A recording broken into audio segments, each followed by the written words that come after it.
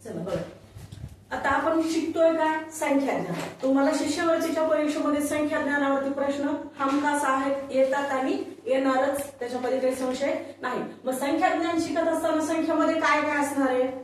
त्याच्यामध्ये असणार आहे समसंख्या, विषम संख्या, मूळ संख्या, सहमूळ संख्या, जोडमूळ संख्या, त्रिकोणी संख्या आणि चौरस संख्या. एवढ्या संख्या आहेत.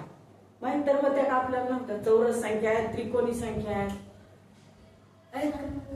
सब विषम तर सगळ्यांनाच माहिती आहे, ऑड इव्हन सगळ्यांनाच माहिती असते.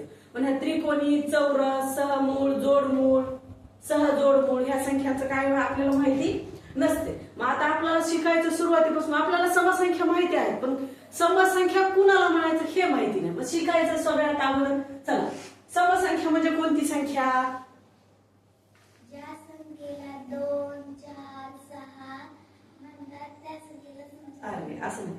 ज्या संख्येच्या एकक स्थानी 0, 2, 4, 6, 8 च्या पटीत संख्या असतात त्या संख्येला समसंख्या म्हणायचं.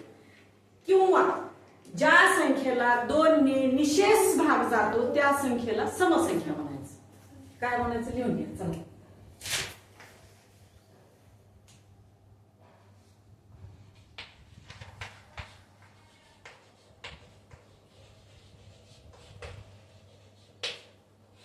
ज्या संख्येच्या एकक स्थानी 0, 2, 4, 6, 8 पैकी संख्या असतात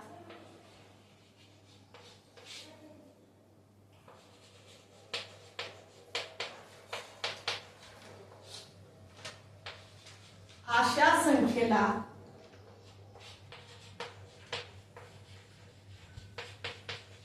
कोणती संख्या म्हणायचं?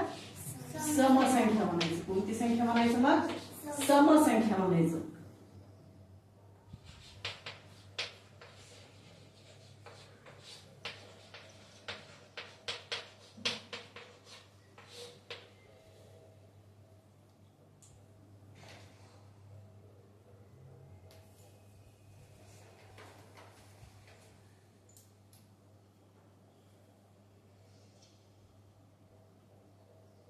दिसायले का?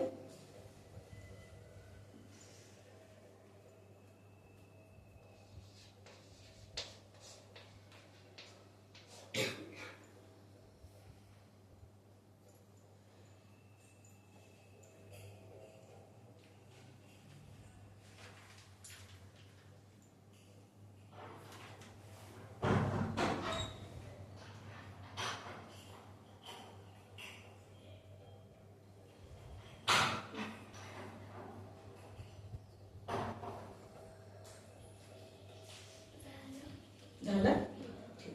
बघा, व्याख्या काय म्हणते?